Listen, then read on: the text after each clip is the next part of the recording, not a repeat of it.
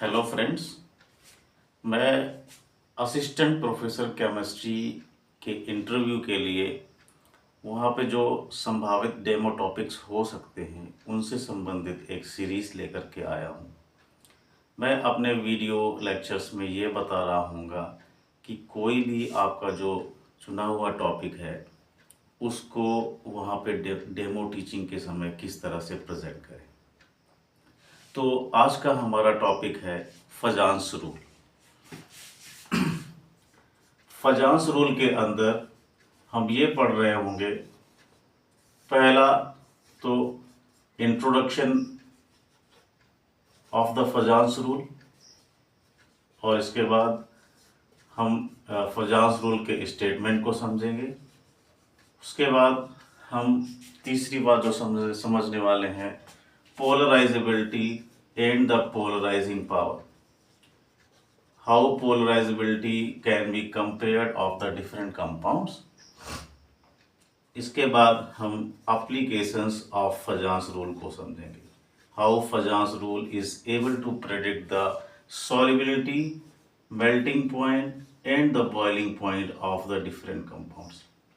Now coming to the introduction, हम सभी जानते हैं कि कोई भी कंपाउंड में कुछ ना कुछ आयनिक कैरेक्टर होता है और कुछ ना कुछ कोवैलेंट कैरेक्टर भी होता है। हम दूसरे शब्दों में यह भी कह सकते हैं कि कोई भी आयनिक कंपाउंड है तो उसमें कुछ ना कुछ कोवैलेंट कैरेक्टर होगा, और कोई भी कोवैलेंट कंपाउंड है तो उसमें कुछ ना कुछ आयनिक कैरेक्टर भी होगा।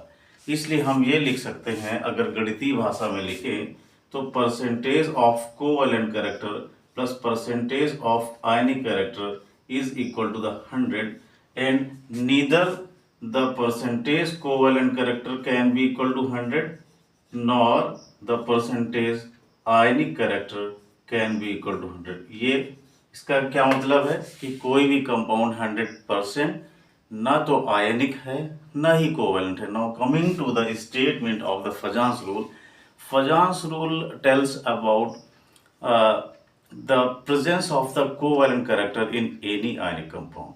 He also tells about the any compound or any chemical bond is predominantly ionic or the covalent in nature, and he explains how we can compare the covalency between the different given compounds. इस बात को समझने के लिए उन्होंने 3 नियम दिए हैं। पहला हमें समझना जो जरूरी है, पोलराइजिंग पावर। पोलराइजिंग पावर क्या है? It is the property of a cation, and it is defined as how strongly a cation is able to distort the electron density of the anion. And it is described as the polarizing power is defined as it is proportional to the charge over the cation, and it is inversely proportional to the size of the cation. Now coming to the how polarizability is defined, the polarizability is the property of the anion. It is the property of the anion, and it is defined as it is proportional to the size of the anion as well as charge over the anion. This is how polarizability is defined. Now he has also introduced the term a relationship between the polarizability and the covalency. He told polarizability and covalency are resembles each other. Both the concepts, the covalency and the polarizability, talk about the sharing or the shifting of the electron densities that all we know.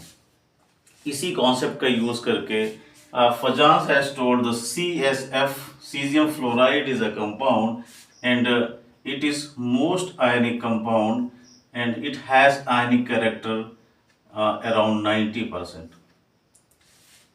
In the similar way, he told about carbon disulfide is the least ionic compound, and it has 10% ionic character and 90% covalent character.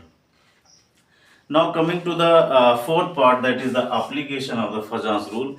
How Fajans rule is able to predict about the solubility and the melting point and the boiling point, he introduced a relationship, that is the polarizability increases, then covalency also increases, and we all know covalency is inversely proportional to the ionic character. So we can say when polarizability of the compound increases, then ionic character decreases. As the ionic character decreases, then the solubility of any compound in the polar solvent is decreases. And in other words, we can say as the polarizability increases, solubility of the compound in non-polar solvent increases.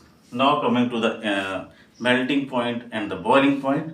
We all know the melting point and the boiling point are proportional to the ionic character of the compounds.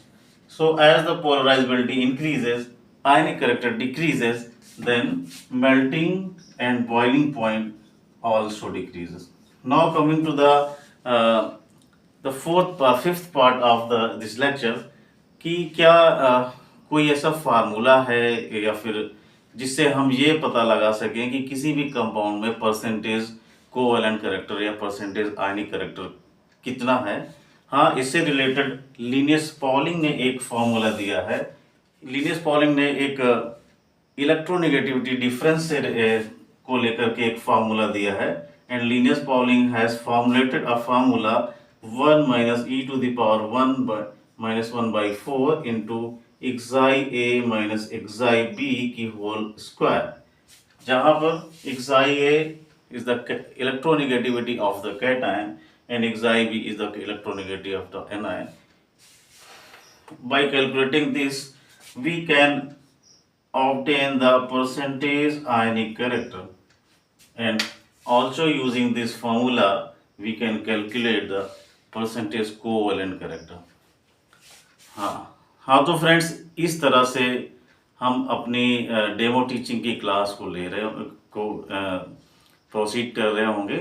इस हमें एक ध्यान देने योग्य बात क्या है कि जब भी हम बोर्ड वर्क कर रहे हैं, बोर्ड वर्क मतलब अगर हम कुछ लिख रहे हैं तो उस समय हमें कुछ न कुछ अपनी बात रखते रहना है। मैं फजांस रूल को लिख रहा हूँ या उसके बारे में इंट्रोडक्शन या लिख रहा हूँ, तो एक ब्लैंक क्रिएट नहीं होने देना है। ऐसी कोशिश करनी है कि किसी भी समय हम अपनी बातों को की कंटिन्यूटी ना टूटने पाए। हम अगर लिख रहे हैं तो लिखने में ही विलीन नहीं हो जाना है कि हम लिख रहे हैं तो उस समय साइलेंस क्रिएट हो गया। नहीं, हमें कुछ ना कुछ बोलते रहना है, अपने टॉपिक के बारे में थोड़ा बहुत डिस्क्रिप्शन देते रहना है, इंट्रोडक्शन देने की कोशिश करनी है। Thank you.